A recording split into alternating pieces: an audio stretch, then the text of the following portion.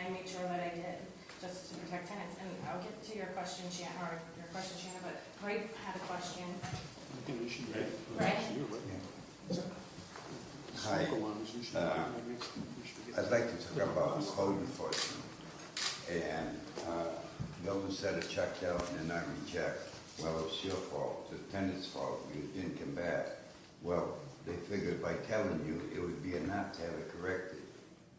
And it seems to be odd that out of all the computers in City Hall, this one happened to be not up to date, broken, or something, whatever the excuse we get.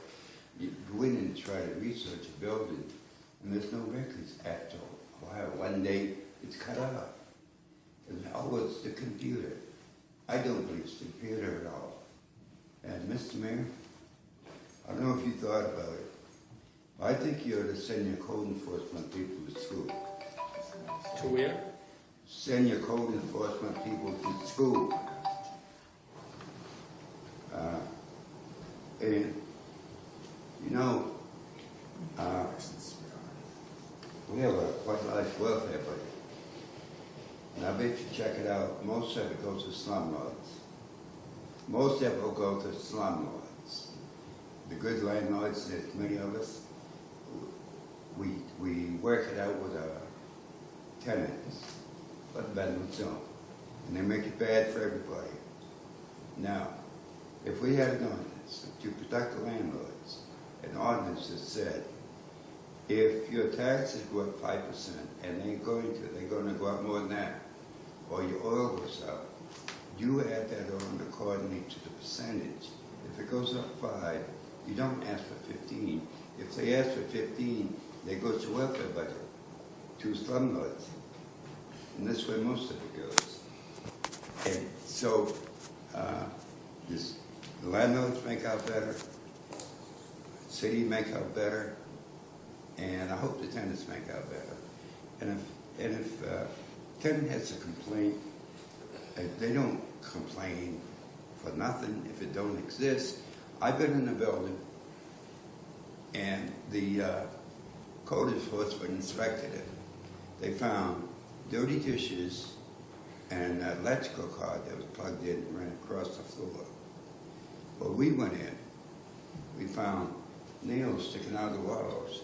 We found light switches that blink when you turn them on, electrical, and leaking on the sink. And that code enforcement officer could not see them. So I think a little schooling wouldn't hurt at all. That's right. Shannon? My question is a follow-up on what Jeff was saying about the new computer system. I know that there was some training that was involved and a lot of discussion.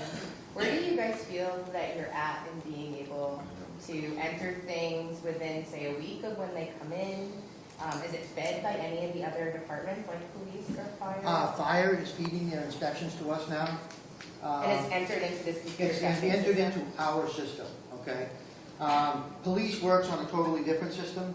By law, they have to because of the sensitive information in it. Fire department's doing inspections now. That's getting entered into the intergov. We're talking about the intergov system.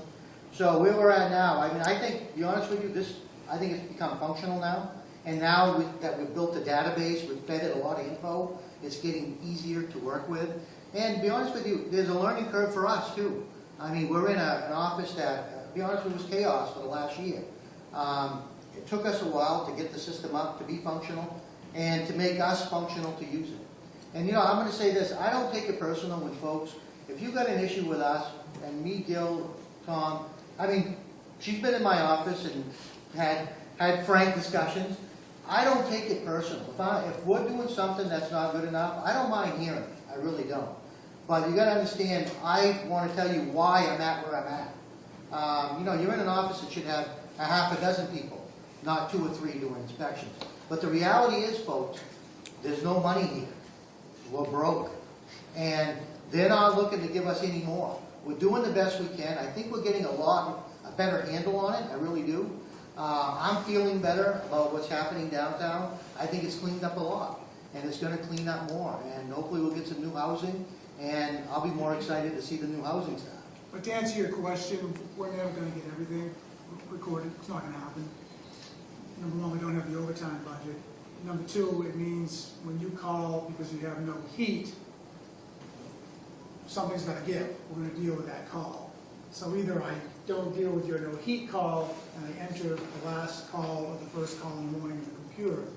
So we try to handle all the calls, we try to handle the concerns, but not everything is ever gonna make it into the computer. What I encourage tenants to do, and we've done it forever, is if you're having housing issues, articulate what you're having, keep a log. You've been doing a great job at that. But the tenants themselves, it doesn't hurt. You know, make sure you have a thermometer in your apartment. What are you experiencing for problems? When? You gotta make sure you're paying your rent too. I think some people think that they can withhold their rent if they're having some housing issues. That's contrary to law. We did review our rights and responsibilities, and I think everybody here attending is like really good on that. Because what we're seeing by and large is not a landlord that's lining his pockets with gold. We're seeing landlords that do care, but the money's not there, and they're running from issue to issue to issue. So everything tenants can do to help their landlords by being good tenants, by stepping to the plate. Because it's not a simple issue. It's not just code. It's not just your landlord. It's not just the tenant. It's a litany of issues. That's what we've spoken about before, and just because there's a few bad tenants, that doesn't mean that the majority are good tenants. We have been asked later at the end of No one's this suggesting. discussion. So, and it might help you find a way to get money. So, Bob? Yeah, I wanted to go back. You're using the firemen now as code enforcement. What type of training do these code enforcement firemen get? Do they get certified, or do they just No, walk in? they just, what they So do, basically, if they have no training, then what do they know to look for? well, I tell you right now, they're smart enough to know what a smoke detector looks like. Yeah. They're smart enough to know what trash in hallways looks like. They're smart enough to know what a crappy porch looks like.